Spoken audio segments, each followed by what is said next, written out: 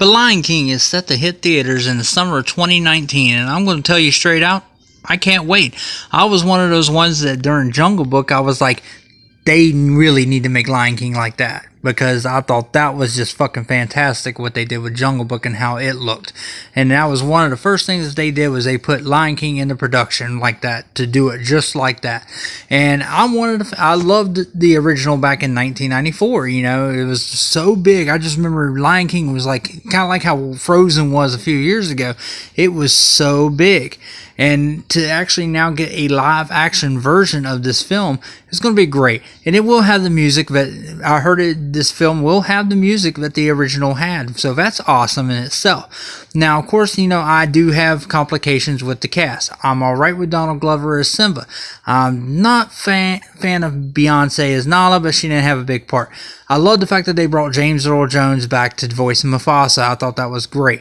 My biggest complaint, I think, was the fact that they did not bring Jeremy Irons back as Scar. I think that was one of the biggest things that they could have done. A lot of these stars that was in the original are still alive. You could have brought back Cheech and Whoopi to, you know, help, you know, with the hyenas and stuff. We'll see how the guys that do Timon and Pumbaa, how they're going to be. Seth Rogen's voicing Pumbaa, yeah, we'll see. But, you know, the original stars did a great job. Why not bring them back? But I understand you're trying to also do your own movie.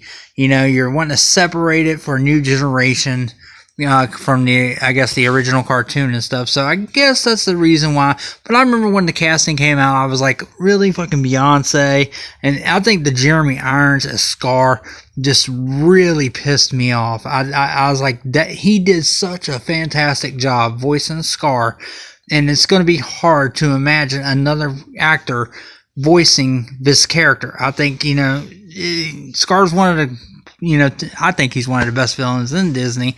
But, you know, it was a great film, you know. So basically, I'm glad the fact that they are going to have the music in it, because I was a fan of the music back in the day. I'd like to hear it now. Kind of like what they did with Jungle Book, maybe, you know, where they only did like basically like the 2 songs and that was it. I got a feeling, you know, Can't Wait to Be King will be one of them, and probably Hakuna Matata. That'll probably be the only 2 in it, and then of course they'll get some recent star or something to remake Can You Feel the Love Tonight, probably is one of the main things. Kind of like what Ariana Grande did with Beauty and the Beast. But I love the fact that they're actually remaking these, you know, these films that I actually grew up with, making them live action now. And hopefully they'll have a great look. And like I said, with like how Jungle Book looked, that's how this film should end up looking like.